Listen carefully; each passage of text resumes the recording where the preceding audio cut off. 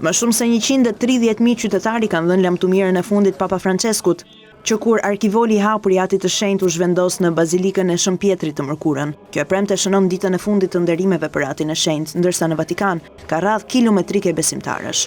Bazilika e Shën Pjetrit u mbyll në orën 2:30 të mëngjesit të kësaj të premteje dhe u rihap sërish në orën 5:40 të mëngjesit, që qytetarët të mund të vijonin të jepnin lamtumirën e fundit Papa Franceskut. Ajo do qëndrojë e hapur deri në orën 19 të mbrëmjes, sipas njoftimeve të Vatikanit, por hyrjet e fundit në bazilikë për besimtarët do të pranohen deri në orën 18.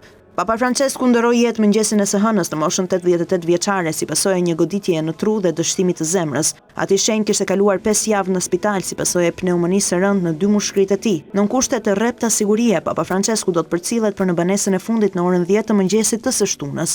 Arkivoli i Atit të Shenjtë do të mbyllet mbrëmjen e kësaj premteje në një ceremoni private që do të udhëhiqet nga 8 kardinal katolik, ku mes tyre është edhe një prelat amerikan. Të pranishëm do të jenë edhe sekretarët e Papës së Ndjerë.